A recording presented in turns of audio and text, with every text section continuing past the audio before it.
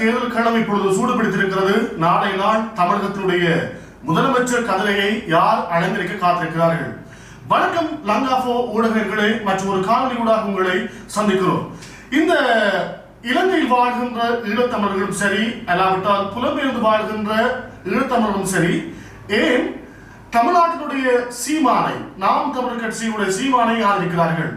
இது தொடர்பாக நாங்கள் புலம்பெயர்ந்து வாழ்கின்ற எமது அரசியல் ஆலோசகர், அரசியல் தொடர்பாக நன்கு அறிந்த இலங்கையனோடு நாங்கள் தொடர்பை ஏற்படுத்த காத்திருக்கிறோம். வணக்கம் இலங்கையன்.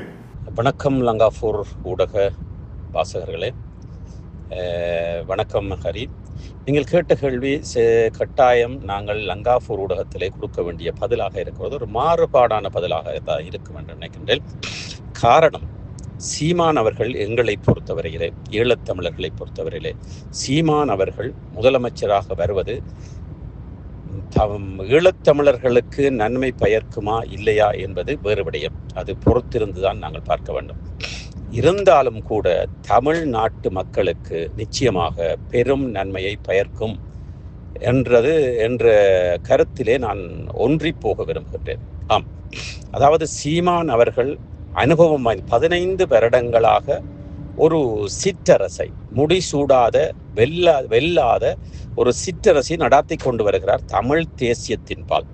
அவரின் பின்னால் பல இளைஞர்கள், அதாவது தமிழ் மொழி பற்றுள்ள இளைஞர்கள் அவரோடு இணைந்திருக்கிறார்கள், தொடர்ந்து இணைந்து கொண்டிருக்கிறார்கள். அதைவிட சீமான் அடிப்படைவாதமாக தமிழ் தேசியம் மாத்திரம் பேசவில்லை. உழவர்கள், விவசாயிகள், ஏழைகள், கீழ் ஜாதி என்று கூறப்படுகின்றவர்கள், இவர்களுக்காகவும் சீமான் போராடி கொண்டிருக்கிறார். இவர்களுக்கு யாருமே டிஎம்கேயோ, ஏடிஎம்கேயோ, பிஜேபியோ, ஏன் புதிதாக வந்து மேடைகளிலே வீரவசனம் பேசுகின்ற விஜயனுடைய கட்சியோ செய்யவில்லை. ஆனால் சீமான் அப்பொழுதிலிருந்து இப்பொழுது வரைக்கும் அவர்களுக்காக குரல் கொடுத்து கொண்டிருக்கிறார். ஒவ்வொரு இடங்களிலேயும் ஆர்ப்பாட்டங்களாக இருக்கட்டும், ஒரு ஒன்றுகூடலாக இருக்கட்டும், அந்த மக்களுக்காக அங்கே நின்று குரல் கொடுக்கின்ற முதல் ஒரு ஆசான் அல்லது ஒரு அரசன், ஒரு ஒரு ஒரு ஒரு தலைவன் என்றால் சீமானை தவிர வேறு யாரும் இல்லை. நீங்கள் கேட்கலாம், சீமான் ஈகங்களை, இழப்புகளை விற்று, பிரபாகரனை விற்று, புலிகளை கூறி வியாபாரம் செய்கிறார். செய்துவிட்டு போகட்டும், அதில் எந்தவித தவறும் இல்லை. அவர் வியாபாரம் செய்யவில்லை.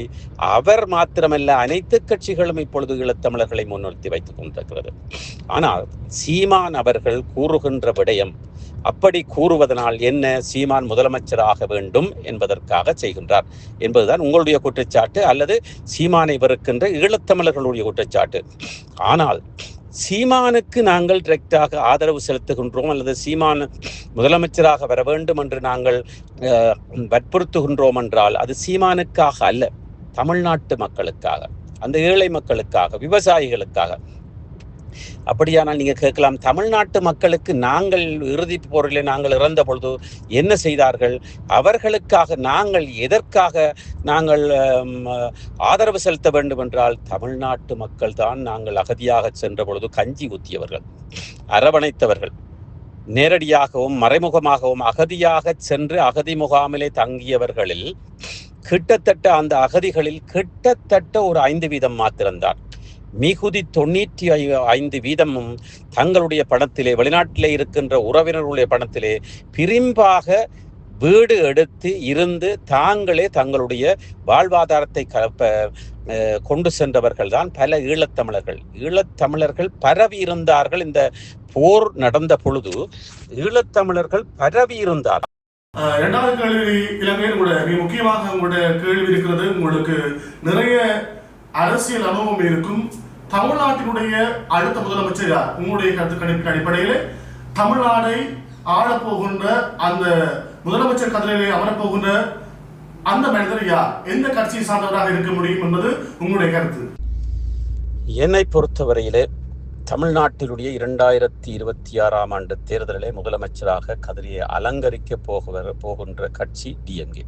அதில் எந்தவித மாற்று கருத்தும் இல்லை. அதற்கான காரணம், மக்கள் ஆதரவு மாத்திரமல்ல, மக்கள் ஊறிப்போய் டிஎம்கேயில் இருக்கிறார்கள். ஒரு குறிப்பிட்டவர்கள், அவர்கள் என்ன ஊழல் செய்தாலும் சரி, அது டிஎம்கேக்கு அவர்கள் பல வருடங்களாக பரம்பரையாக அதனை அந்த வாக்களிப்பதனால் அவர்கள் தங்களுக்கு ஒரு புகழ் என்று நினைக்கிறார்கள், அதை ஒரு பெருமையாக நினைக்கிறார்கள். அதை தாண்டி அவருடைய பண பலம் அவர்களிடத்தில் இருக்கிறது. அவர்கள் இனாம் அது இது என்று பணத்தை கொடுத்து ஒவ்வொரு ஏரியாவாக கொடுத்து வீடாக கொடுத்து அவர்கள் வாக்கை விலைக்கு வாங்கி விடுவார்கள். அதை விட கமலஹாசன் மற்றும் விஜயகாந்தனுடைய கட்சியும் இணைந்து நிற்பதால் டிஎம்கேனுடைய வெற்றியை அசைக்க முடியாது. ஆனால் சில வேளைகளில் ஒரு 10% சாதகம் இருக்கிறது விஜயனுடைய கட்சி வருவதற்கு. ஆனால் அதை நாங்கள் பொறுத்திருந்து தான் பார்க்க வேண்டும். அது 90% நிச்சயமாக வர முடியாது.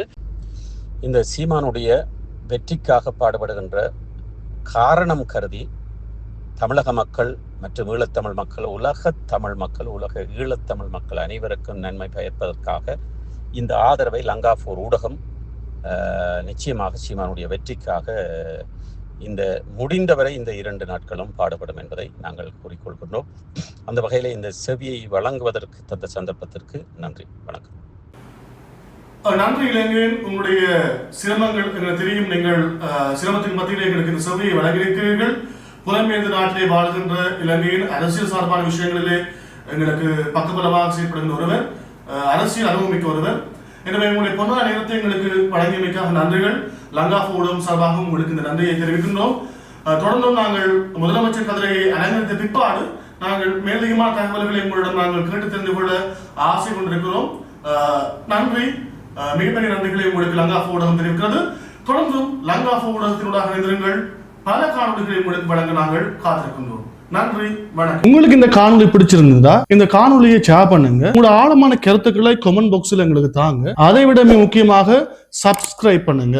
கட்டாயமா சப்ஸ்கிரைப் பண்ணாதான் நீங்க எங்களுடைய வீடியோக்களை தொடர்ச்சியாக பார்க்கக்கூடிய மாதிரி இருக்கும். உறவுகளே, பல காணொலிகளை உங்களுக்கு இன்னும் நாங்கள் வழங்க காத்திருக்கிறோம்.